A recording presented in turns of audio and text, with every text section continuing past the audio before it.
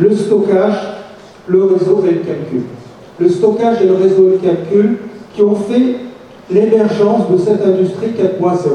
Alors, il y a, je lis même dans des revues extrêmement sérieuses, n'importe quoi sur l'industrie 4.0. J'ai eu la chance, grâce à Sudmeca, parce que je dirais le projet de recherche, c'est la première thèse sur l'industrie 4.0. L'école où je travaille a refusé, n'a pas accepté parce qu'ils ont dit l'industrie 4.0 c'est quoi. J'ai toujours eu la réputation de travailler en recherche sur des choses un peu bizarres, la supply chain, l'excellence opérationnelle, et puis j'ai appelé le directeur de Sudmeca et puis on a signé le contrat.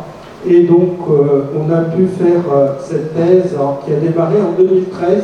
Donc en 2013, le concept est né en 2011. Et donc ces stockages, réseau, calcul ont donné émergence d'un certain nombre de technologies. Alors, j'ai beaucoup travaillé avec les Canadiens donc, sur ces sujets-là, donc au démarrage, et je continue d'ailleurs. Les Canadiens qui parlent extrêmement bien anglais sont les défenseurs du français. Donc j'utiliserai les mots français, je n'utiliserai pas Big Data, mais données massives. L'Internet des objets n'est absolument pas l'IoT, n'est absolument pas nouveau. Les capteurs existent depuis les nuits des temps. L'info nuagique, le cloud, ça a été vraiment une révolution. Personnellement, j'ai encadré une doctorante sur le cloud manufacturing. Là aussi, une thèse qui était absolument surprenante, parce que quand on a, je crois, à ma connaissance, c'était la seule thèse, quand on a commencé le travail sur le cloud, il y avait un article. Évidemment, un article d'un Chinois, l'article de Xu.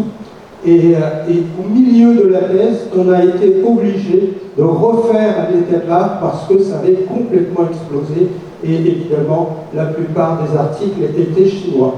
La cybersécurité, quelque chose d'extrêmement important, parce que je dirais la digitalisation fait que vous êtes vulnérable. Je dirais aujourd'hui, c'est une technologie à part entière. Hier, on a parlé de cobots ou de robots collaboratifs. Donc les robots collaboratifs au Japon existent depuis 30 ans, notamment pour gérer les personnes âgées. La simulation, là aussi la simulation, mon ami vient d'en parler, genre tous ceux qui font de la recherche en mécanique ont toujours fait de la simulation. La simulation est une technologie de l'industrie 4.0. Les systèmes CPS, les Cyber Physical Systems, la réalité virtuelle et augmentée qui a plus de 30 ans. Et enfin, le web-to-web, la communication entre machines. Toutes ces technologies, je n'ai pas parlé de fabrication additive, parce que j'ai fait tous mes travaux sur les travaux d'Elfman, qui ne l'a pas abordé, mais on peut, ajouter, comme ça dépend des chercheurs, certains mettent la fabrication additive dans les technologies. Donc, un point extrêmement important, toutes ces technologies ont au moins 20 ans, voire 50. La fabrication additive date de la fin de la Seconde Guerre mondiale, et c'est la vitesse, la puissance et le cloud. Moi, le cloud, ça a été quelque chose, la première fois où j'ai entendu parler du cloud, je disais, le cloud, ça veut dire quoi? C'est les nuages. Je me dis, l'informatique sera dans les nuages, je ne comprenais pas. Je vous rassure, c'est physique. Le leader du cloud dans le monde, c'est Amazon. Tout le monde connaît Amazon par ses livraisons et par sa logistique. En fait, Amazon perd de l'argent à n'en savoir que faire dans la logistique pour tuer. Amazon, c'est un monopole, il tue, les distributeurs pour après gagner de l'argent, mais actuellement ils perdent de l'argent, mais par contre, AWS, donc le cloud d'Amazon, c'est là où ils gagnent tout l'argent, parce que le cloud d'Amazon, c'est le cloud d'Apple, c'est le cloud de la plus grande partie des banques et grandes institutions mondiales. Donc le cloud a fait, cette capacité de stockage a fait émerger ces technologies-là. Donc en fait, après, on a parlé de smart manufacturing, de smart factory, d'industrie 4.0. En France, on parle d'industrie du futur, en Chine, Made in China, j'ai oublié le nom de l'Inde, le nom de l'Italie, etc. C'est la transformation de modèles industriels à l'aide des nouvelles technologies. Voilà, pour moi, c'est ça l'industrie 4.0, mais il n'y a rien d'innovant en cela. Alors, j'ai beaucoup travaillé, a dit que j'étais président, je suis le porteur de la chaire Industrie 4.0 de Renault, mais j'ai imposé à Renault de mettre 5 PME. Parce que je dirais, les dernières années de ma carrière scientifique, je m'intéresse plus aux PME, parce que je pense que les grandes entreprises ont assez de services R&D, etc., et que les PME ont besoin de nos travaux scientifiques. Alors, je dirais, les PME ont un rôle à jouer. Alors, même chose, hein, je voudrais juste vous donner quelques chiffres. Hein. Une PME, c'est une entreprise qui a à peu près entre 10 et 250 salariés, et dans le chiffre d'affaires annuel est inférieur à 50 millions d'euros. Je vous laisse traduire en dirhams, et dont le total du bilan n'excède pas 43 millions d'euros. Quand j'aime bien je voudrais également partager avec vous 3 chiffres, et ce sera les derniers, je vous rassure. 50%, 755 millions d'euros et 3 500 000, c'est en France. C'est impressionnant, hein, ces chiffres-là. 50% des ETI. Alors une ETI, c'est une entreprise de taille intermédiaire, aidée des PME il y a 10 ans. La grande faiblesse de l'industrie française, c'est qu'il n'y a pas assez d'ETI. Il y a 500 fois plus d'ETI en Allemagne qu'en France. Alors qu'est-ce que c'est qu'une ETI? Dassault Aviation, Legrand, Schneider Electric, etc. Et la grande, je dirais les ETI françaises, il y en a une vingtaine. Et c'est vraiment la grande faiblesse de l'industrie française. L'industrie française, je ne parle pas des entreprises du CAC 40, hein, les Saint-Gobain, Vivendi, etc. Mais il y a vraiment une faiblesse très très forte de ces PME qui n'arrivent pas à devenir des Dassault Aviation, des Legrand, etc. 750 millions d'euros, c'est le chiffre d'affaires réalisé par les PME françaises, hein, qui n'est pas négligeable, et surtout, 3 500 000 emplois dans les PME françaises. 3 500 000 emplois directs. Des chiffres un peu moins rigolos, 47% des emplois sont fortement menacés par l'industrie 4.0, je vous en parlerai. 61%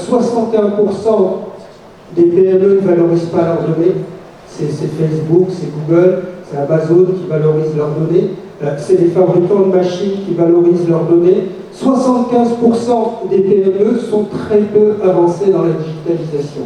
Je donnerai des chiffres tout à l'heure, c'est assez impressionnant. Je parle des PME françaises.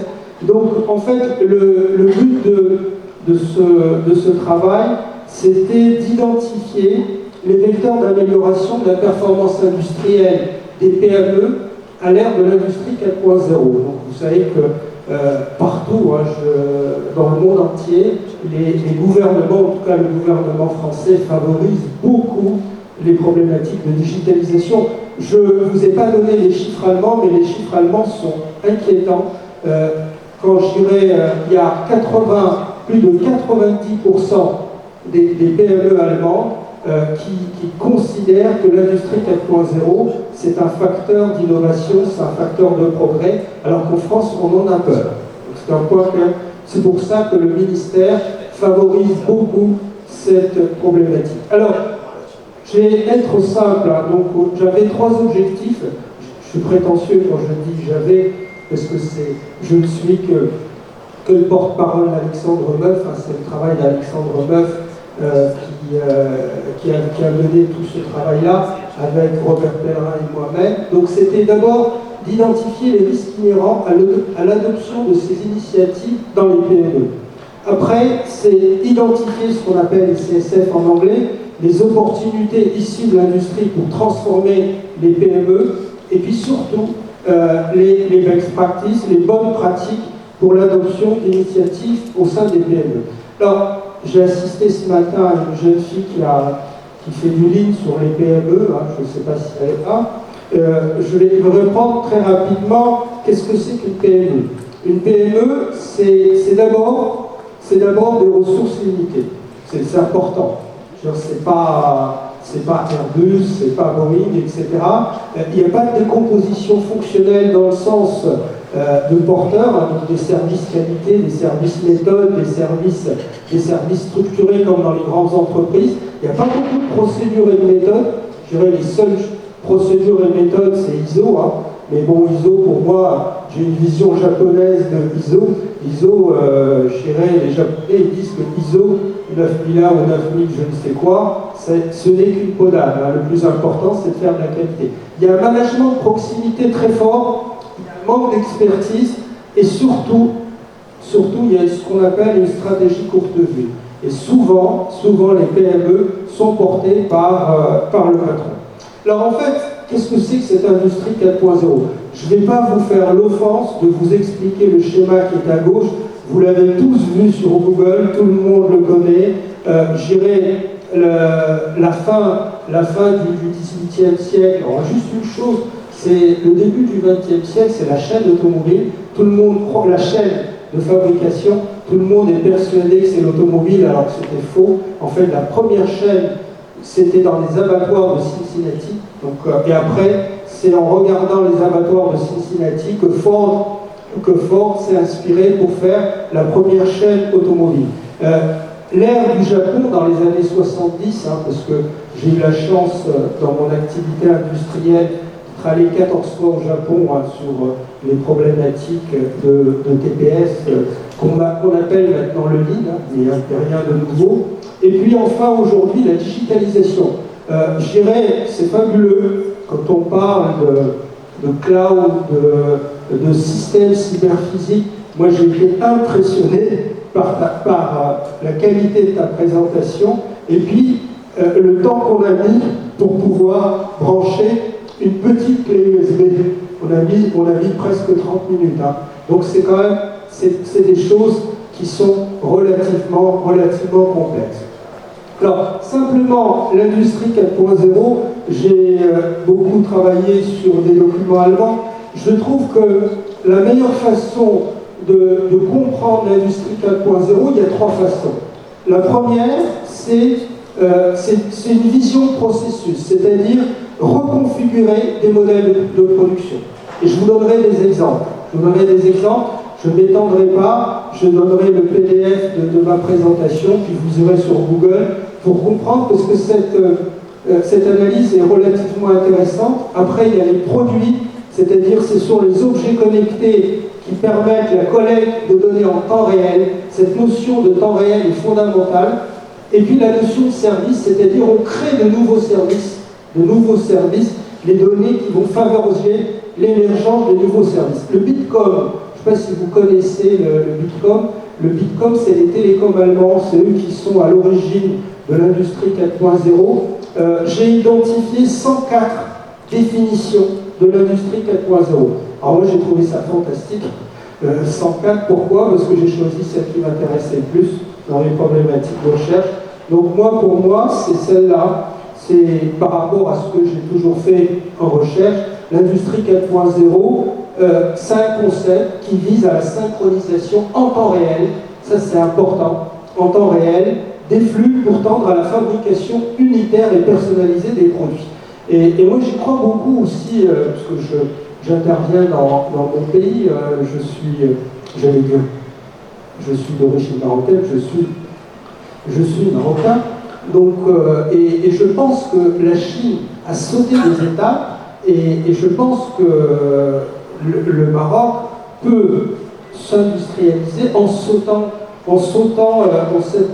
des étapes. Et donc, je dirais, la France, pourquoi la France s'intéresse autant à l'industrie 4.0, je dirais essentiellement avec la problématique de la réindustrialisation. Je vais faire un exemple avec vous dans la salle. Qui, comme vous, porte des lunettes, s'il vous plaît, levez la main. Qui, comme moi, porte des lunettes? Je vous défie de trouver deux lunettes identiques. Il n'y en a pas. Aujourd'hui, toutes les lunettes sont faites en Chine. Et aujourd'hui, vous avez tous les grands fabricants de lunettes qui veulent, parce qu'on fait des lots de combien? Des lots de 5, des lots de 10, parce que je n'ai pas envie de porter les mêmes lunettes que vous, et vous avez envie de porter.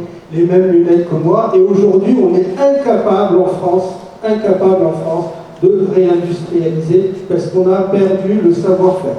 Il y a certains industriels, alors moi qui ai eu la chance, quand j'étais dans l'industrie, d'avoir travaillé dans les 95 départements français, je connais très bien la France, il y a juste un musée à côté de Moret, à côté de Besançon, j'irai dans le Jura, le musée de la lunette.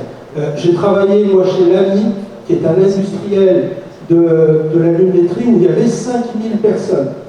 Aujourd'hui, vous demandez à des jeunes, ils savent même pas qui est Lamy. 5000 personnes qui fabriquaient des lunettes. Ça s'est fait, je dirais, la disparition de Lamy, personne n'en a parlé en France, tout simplement parce que les 5000 ouvriers, ingénieurs et cadres qui travaillaient chez Lamy sont partis dans la vallée de Joux, en Suisse, à 10 km, pour faire des montres de luxe. Donc ça n'a pas fait de dégâts. Et aujourd'hui, cette problématique d'industrie 4.0 va pouvoir fabriquer à l'unité et en temps réel pour la réindustrialisation. Pour ceux qui, parce que je sais qu'il y a beaucoup de jeunes dans cette salle qui se posent des questions de problématiques scientifiques, je conseille, alors c'est fou parce qu'il est toujours là, Porter, il n'est pas mort, c'est le papier de Porter et Elfman. Bon, je ne sais pas si Porter maintenant fait encore ses papiers, parce qu'il doit être tellement vieux, je pense que c'est... Mais il est vraiment intéressant. En fait, il s'est posé la question, à quoi ça sert l'industrie 4.0 ?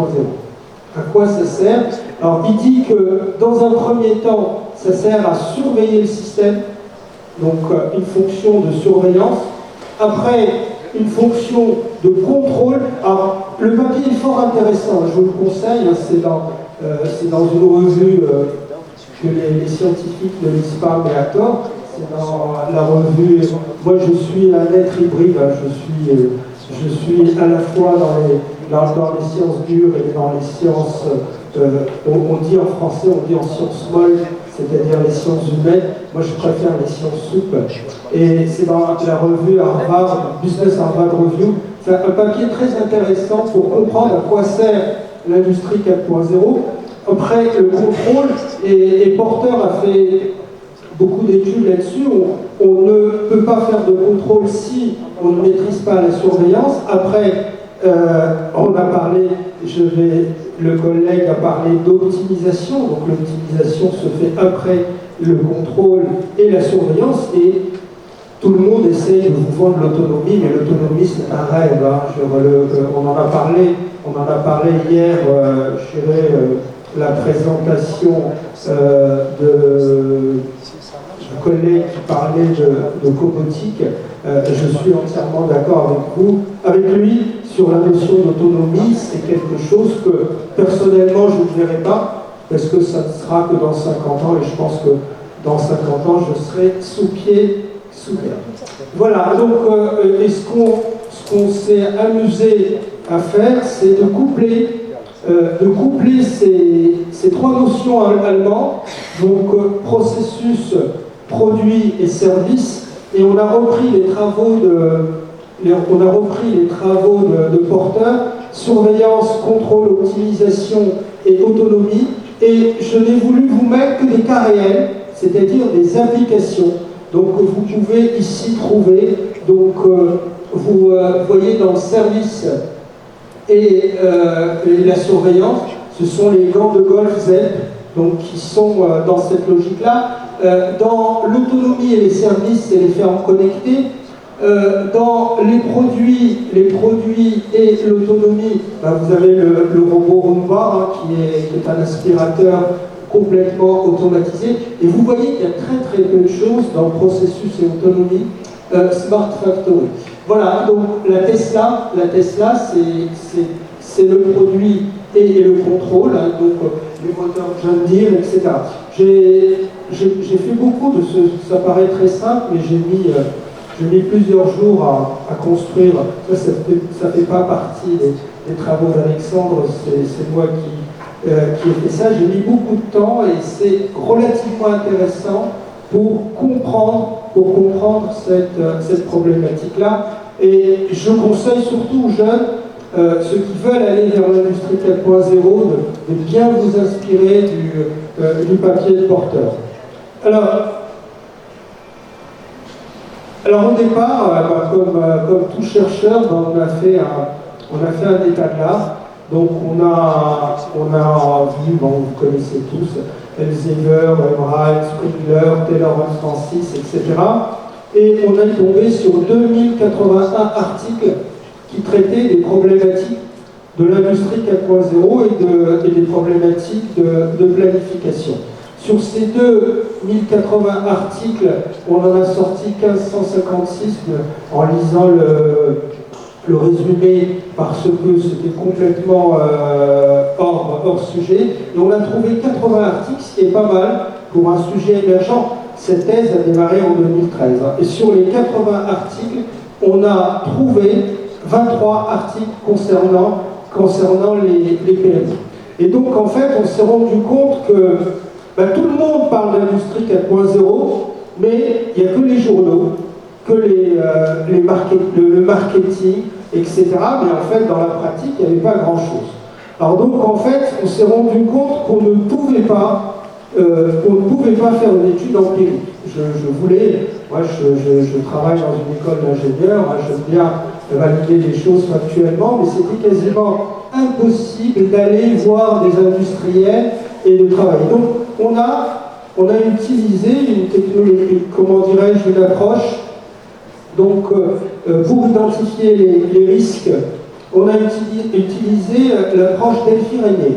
L'approche Delphi-Régnier, je ne sais pas si vous connaissez, Delphi c'est très connu, et Régnier, c'était relativement important pour moi cette étude parce que j'ai soutenu ma thèse en 86 et j'ai été le premier à utiliser Delphi-Régnier. Mais à l'époque, j'ai utilisé Delphi-Régnier. Donc quand j'ai soutenu ma thèse, il n'y avait pas d'ordinateur. À l'école, il n'y avait pas d'ordinateur. Donc j'ai tout fait à la poste, avec des cubes, des machins, des trucs comme ça. Aujourd'hui, on a fait exactement la même étude, avec la même méthodologie. La méthodologie n'a absolument pas changé, mais sauf que là, on avait Internet et on avait le logiciel Color Insight qui traitait automatiquement les images. Ce que j'ai fait moi en 1 an et demi, Alexandre l'a fait en 3 semaines. Et ça, c'est quand même assez original. Alors, que dit Delphi-Régnier? Donc, il n'y avait pas de démonstration scientifique évidente, on ne pouvait pas identifier facilement, et donc on a utilisé le Delphi-Régnier qui avait comme avantage d'avoir un anonymat des résultats et puis l'indépendance des jugements. Alors, je ne dis pas que nos travaux sont sur Delphi-Régnier, parce que comme j'avais soutenu ma thèse sur Delphi-Régnier, l'entreprise dans laquelle j'ai travaillé m'avait mis sur un projet qui a coûté une fortune à la France, et j'étais dans le projet, donc je conseillais à l'époque, moi j'étais plus jeune, j'avais 27 ans, à côté il y avait des experts mondiaux, on était une douzaine, j'étais le plus jeune de l'équipe, et j'assume collectivement l'erreur, et on devait conseiller Thomson sur le choix à l'époque entre le plasma et le LCD. Thomson à l'époque était leader du plasma et leader du LCD, et en fait les préconisations du groupe d'experts, ça a été quoi? Ça a été d'abandonner le LCD et de faire du plasma, et on a tué Thomson. On a tué Thomson parce que, après, j'irai Lucky Goldstar, LG et Samsung, Philips, qui a été racheté par Lucky Goldstar, sont les leaders mondiaux. Donc, je dirais, à l'époque, je pense avec le recul de plus de 30 ans, la principale erreur, moi j'étais un tout petit, j'étais celui qui prenait des notes et synthèses, je ne donnais pas trop mon avis, mais à l'époque, si je devais faire une prospective de l'erreur qu'on avait faite, c'est qu'on n'avait que des ingénieurs dans l'équipe. Que des ingénieurs dans l'équipe, et on n'avait pas de commerciaux, on n'avait pas de gens de marketing, etc. Et les ingénieurs sont toujours impressionnés par la beauté des choses. Et c'est vrai qu'à l'époque, le plasma, c'était plus technologique, mais c'était pas fabricable. C'était pas fabricable, c'était une dalle, vous en avez ici, je dirais, ça coûte tellement peu cher maintenant que cette dalle-là, dans cet amphi, il y en a 1, 2, 3, 4, 5.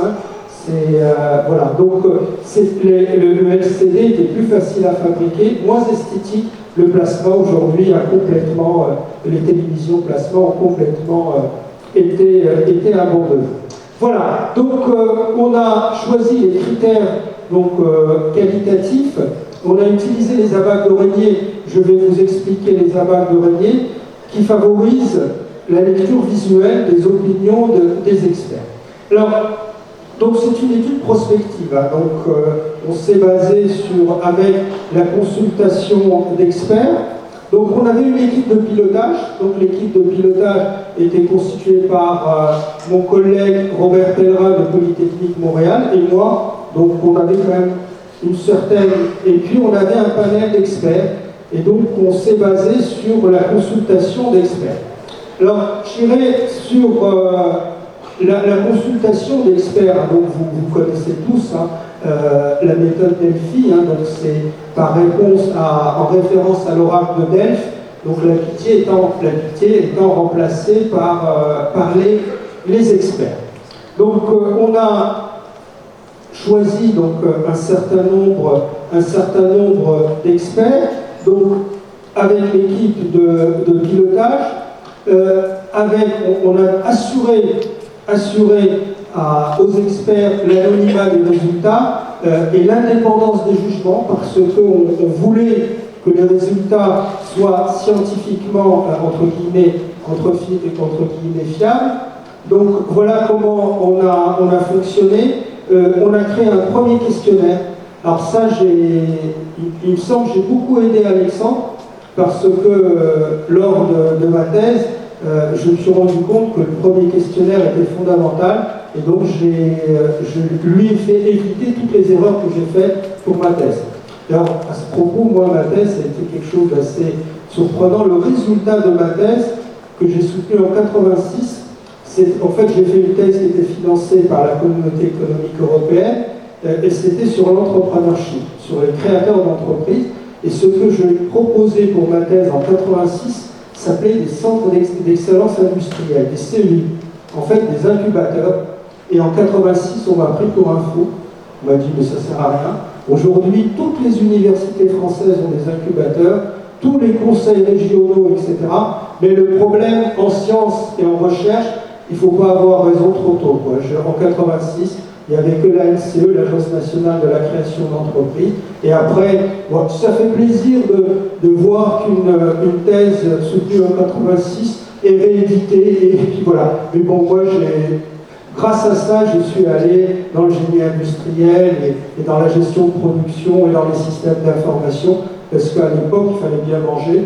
Comme je n'avais rien à manger sur l'entrepreneurship, je suis allé en gestion industrielle et je ne le regrette pas. Donc en fait, si vous utilisez cette méthodologie, il faut faire très attention au premier questionnaire. Le premier questionnaire est structurant. Après, donc, on dépouille et on traite les données. Alors, on a traité toutes les données sur un logiciel qui s'appelle Color Insight, qui est un logiciel libre gratuit, donc est assez convivial, assez facile à utiliser. Et donc après, on donne les réponses de tout le monde d'une manière anonymée aux experts. Et ce qui est fort intéressant, je dirais par rapport à toutes les études qualitatives, et on obtient, en fait, ce qui est important quand vous faites une étude prospective, c'est la qualité du consensus et des dissensus que vous allez obtenir. Et ça, c'est intéressant. Et avec Color Insight, on prend vraiment le temps de traiter les consensus et les dissensus pour obtenir des résultats. Et puis on a traité statistiquement les données. Je vais vous montrer maintenant les résultats. En fait, la bague d'oreiller, c'est quoi? Au lieu de vous dire est-ce que vous êtes d'accord ou pas, ben on vous demande si vous êtes d'accord, vous mettez vert foncé. Si vous n'êtes pas d'accord, vous mettez rouge. Et si vous avez des nuances, vous mettez vert clair, orange, ou vous ne voulez pas répondre, vous mettez noir, et vous ne pouvez pas répondre, vous mettez blanc. Alors ce qui est très intéressant, c'est quand vous avez des consensus ou des dissensus cachés, allez creuser pourquoi tel expert a mis vert clair alors que tous les autres ont mis vert foncé, etc. Je pense que si on avait, sur le problème de Thomson, travaillé finement ces problématiques-là, on aurait évité les erreurs que l'on a faites. Voilà, donc on a une vision complètement structurée, et donc voilà, ça c'est le mode. Et alors ce qui est intéressant, c'est que sur l'étude sur l'industrie 4.0, on a eu 100% des experts qui ne nous ont pas abandonnés, c'est-à-dire qu'ils sont restés avec nous les 3 tours. Pour ma thèse, moi, c'était la poste, c'était le temps, j'ai eu 70% de pertes au feu. Et là, je dirais, avec le numérique, on a eu 100% des experts qui sont restés. Donc voilà, donc on a une transparence totale et puis bon, sur les problématiques d'opacité. Voilà en fait le résultat qu'on a. Donc on a ça ce sont les 12 affirmations. Alors, pour ceux qui sont intéressés, on vient de publier cet article dans le JPR, donc vous pouvez trouver tous les détails de cet article, je vous donnerai les références tout à l'heure. Donc on a ce genre de résultat pour l'affirmation. Alors ce qui est intéressant, c'est d'aller fouiller pourquoi tel expert sur l'affirmation 1 a mis orange, pourquoi tel expert a refusé de répondre, etc. Mais ça, c'est tout le travail qualitatif qu'a fait Alexandre. Mais on a une information vraiment en temps réel et surtout extrêmement visuelle.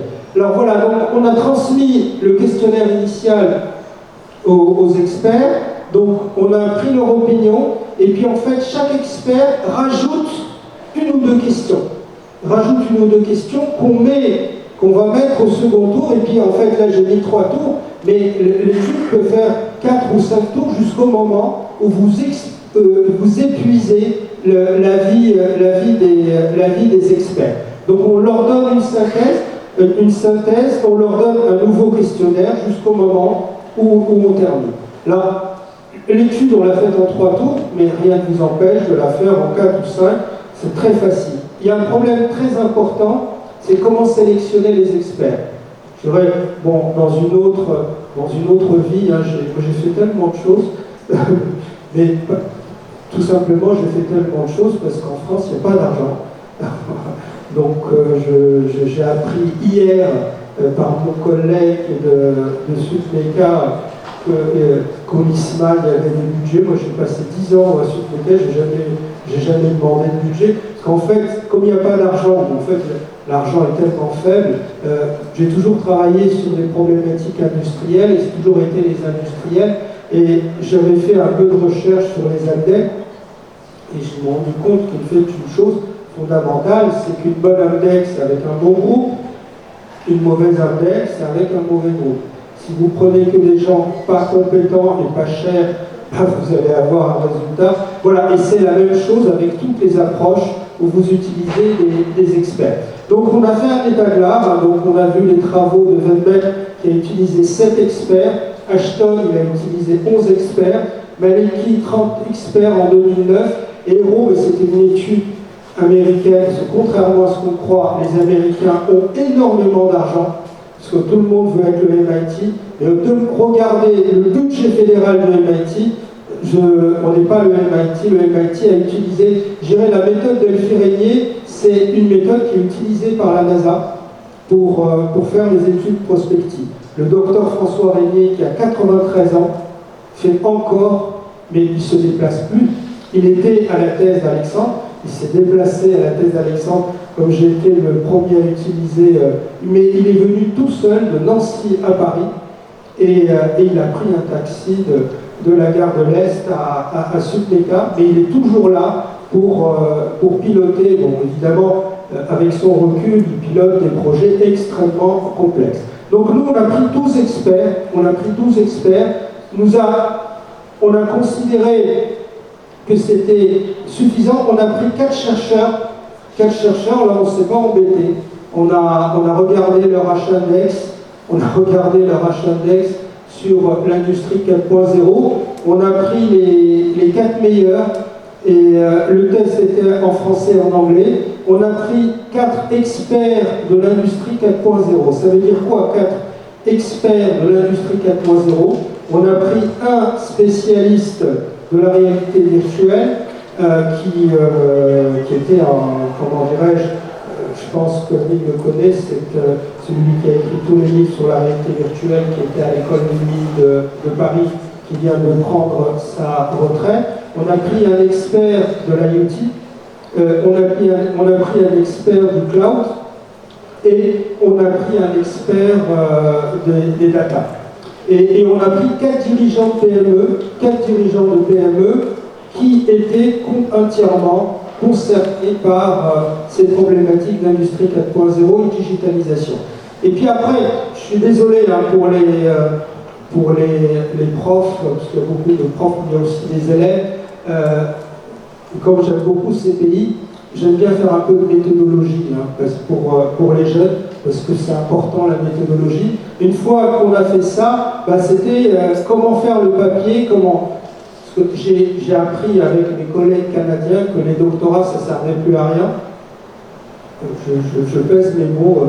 Robert Pellerin m'a dit les doctorats, ça ne sert plus à rien, parce que plus personne ne lit les doctorats. Plus personne, sauf le jury de thèse. Il y a un doctorat, c'est 3 revues. Et on ne lira que les 3 ou 4 revues, parce que ça ne sert à rien d'écrire un doctorat. Donc, et avec Robert, depuis que je travaille avec Robert, chaque doctorat, c'est 4 revues JCR. Et donc, en fait, quand on faisait cette étude, on réfléchissait, on raisonnait directement à quelle revue on va envoyer, etc. Et donc, comment on s'est inspiré? On a regardé tous les papiers sur les CSF. Donc, CSF, c'est Critical Success Factor. On en a vu un sur l'Advanced Manufacturing, qui est beaucoup cité. On en a lu un autre sur les ERP. On en a lu un autre sur le Lean Manufacturing. Et on en a lu un autre de TQM, et tous des articles qui étaient fortement cités. Et à partir de là, on a fait nos 24 affirmations, donc, qui étaient divisées en 2, sur l'organisation des PME et sur les technologies. Voilà, et donc je vais maintenant vous présenter les résultats. Alors, les résultats, c'est que les risques, vous allez me dire, on a enfoncé des portes ouvertes. Non, parce que ces travaux sont fortement utilisés. Il faut le dire qu'il y a un manque d'expertise des PME. Il y a un manque d'expertise, il y a un manque de formation. Il y a une stratégie court terme des PME qui handicape cette digitalisation. Et puis, une crainte humaine qui est complètement légitime, j'y reviendrai, c'est la crainte pour les employés de voir l'industrie 4.0 comme un moyen de surveillance accrue de leur travail. On va les fliquer. Et ça, c'est bon. C'est quelque chose. Autre chose, sur les facteurs critiques de succès, c'est la formation des employés. Alors, ça, personnellement, j'en suis persuadé. J'en ai parlé à quelques-uns d'entre vous. Je suis allé à Shanghai il y a 20 ans et retourné la semaine dernière. Quand je vois ce que ce pays a fait, c'est impressionnant. Et c'est la formation. Et aussi, quelque chose qui a été relativement intéressant, c'est simplifier les outils de l'industrie 4.0. Comment on peut les simplifier? Et puis là, on est en train, parce qu'Alexandre Meuf travaille dans une entreprise, et j'ai repris une doctorante qui est en train de mettre en place dans sa PME ce qu'il fait. Donc, études préalables aux investissements, accompagnement par les experts. Alors ça, c'est aussi un point important, c'est que, en tout cas, pour moi, c'est la première fois de ma carrière de chercheur où je refuse des doctorants, et des doctorants de très très haut niveau. J'irai la dernière doctorante que j'ai, c'est une doctorante de l'école des Mines de Paris qui était major et qui a fait un master de recherche en maths. C'était des gens qui ne venaient jamais faire des thèses, en tout cas avec moi, jamais. Et pourquoi elle est venue faire une thèse? Parce qu'elle est intéressée par l'intelligence artificielle, elle est intéressée par les problématiques de l'industrie 4.0, puis elle est larguée. Et donc elle fait une thèse pour investir pendant 3 ans. Bon, c'est une thèse quand même où elle est quand même bien payée. C'est une thèse CIFRE avec Microsoft, et Microsoft la paye plus cher qu'un prof d'université débutant. Mais même avant, elle aurait refusé de faire. Il y a beaucoup de doctorants qui sont intéressés maintenant parce qu'ils sont largués. Personne ne peut dire qu'il maîtrise toutes les technologies et surtout, ce qui est intéressant, c'est les usages. Moi, en tout cas, toutes les recherches que je fais, c'est comment coupler telle ou telle technologie pour tel ou tel usage. Alors évidemment, il y a l'infrastructure IT de qualité, c'est une évidence. Et puis, un point, les opportunités, ça permettra de gagner de l'argent, ça permettra d'augmenter la compétitivité.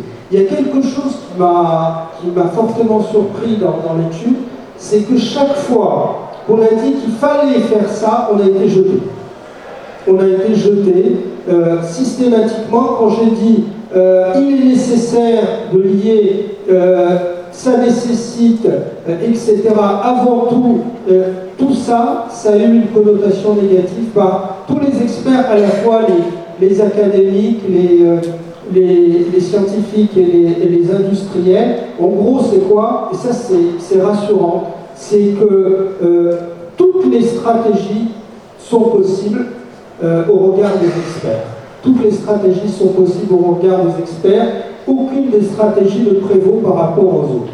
L'essentiel, c'est de commencer et de savoir pourquoi on le fait. Donc, c'est quand même relativement intéressant. Voilà. Alors bon, j'ai quand même à dire les limites, parce que c'est qu'un travail de recherche. Et d'ailleurs, ça n'a rien. Si, c'est lié, mais c'est le livre d'Harari qui s'appelle, je crois, 21 leçons pour le 21e siècle, que je vous conseille, qui est un livre absolument passionnant sur l'intelligence artificielle. Il y a un chapitre que je trouve fabuleux, le meilleur. Il dit que la plus grande des qualités aujourd'hui par rapport à ça, c'est l'humilité. Il faut être humble par rapport à toutes les possibilités que l'intelligence artificielle va mettre. Il faut être humble. Et le chapitre sur l'humilité, je l'ai trouvé remarquable dans ce livre. Donc c'est pour ça que je vous dis que nos travaux ont fait avancer les choses, mais on reste très humble par rapport à... Donc là, on est en train de prolonger vers la littérature industrielle parce qu'il y a beaucoup de choses. On est, comment dirais-je, on aurait dû un peu plus travailler sur les consensus et les dissensus, on l'a pas fait assez. Et donc, on aurait pu également prendre un panel de plus de 12 experts, etc. Mais bon, je dirais toute étude scientifique a ses limites.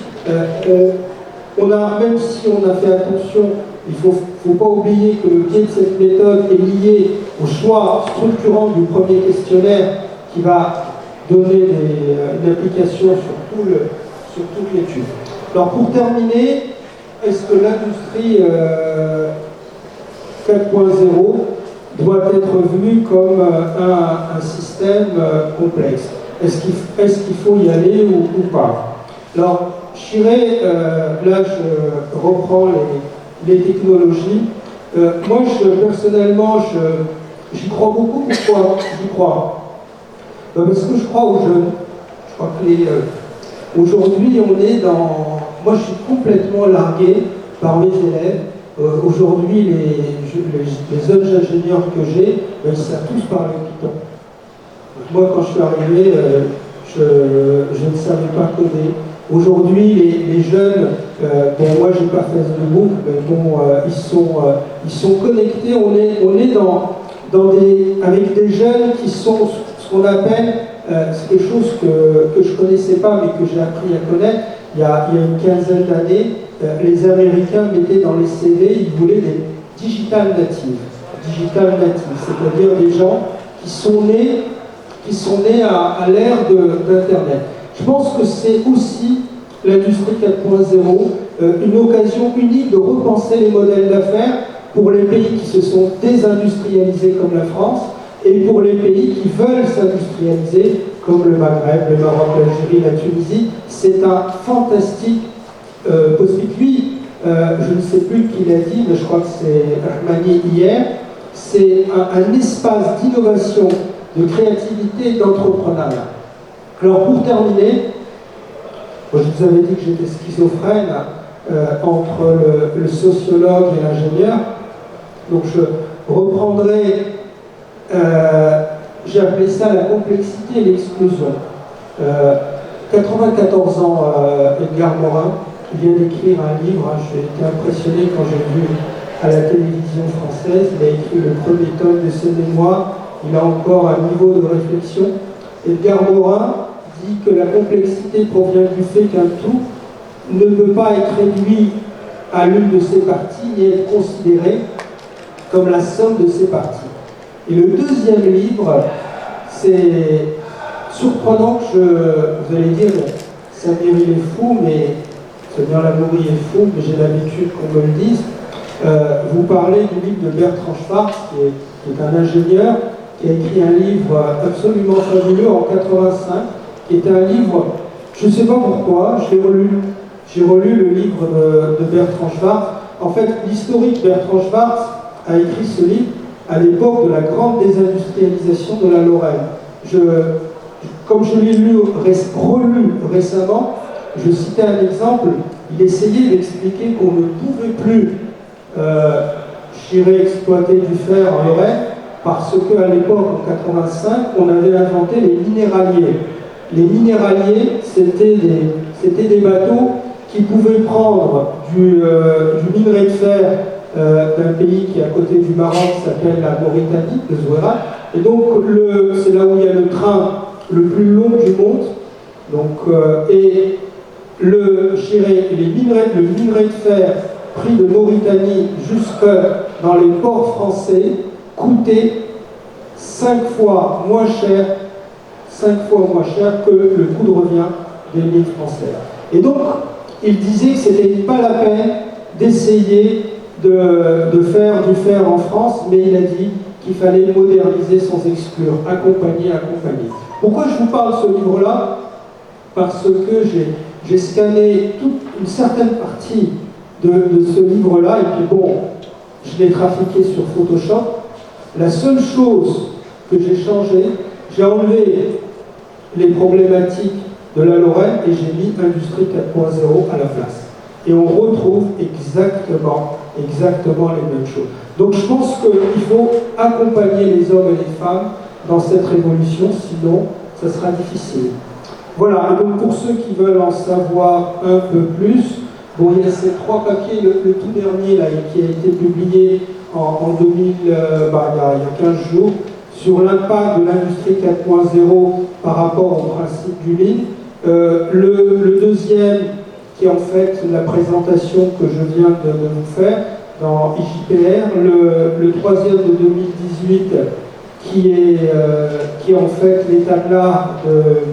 Alors, ces 3 revues IJPR, et le dernier, mais celui-là, vous lirez en 2020, qui est un super papier fait par un étudiant qui est passionné par le machine learning et qui a fait un état de l'art sur le machine learning en production, planning et contrôle. Voilà, et je terminerai là-dessus pour dire que le monde change.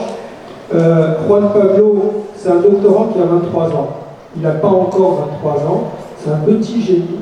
Et moi, j'ai 60 ans. Avant, c'était les vieux qui faisaient des articles état de l'art.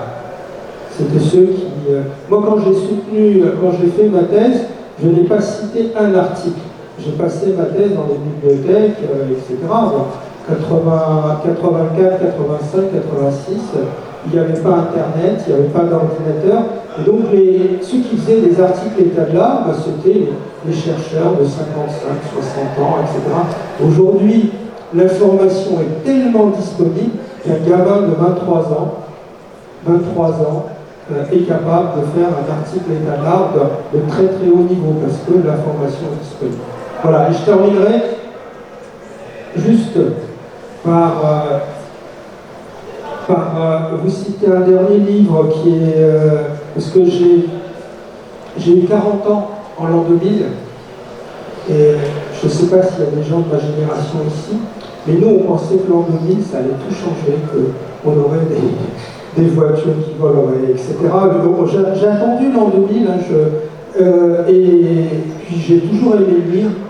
Et quand j'étais jeune, je lisais tous les livres de science-fiction sur des livres que j'ai lus dans les années 70, que sera le monde en l'an 2000. Ils sont tous trompés, tous. Il n'y a aucun livre n'a dit la vérité sauf un.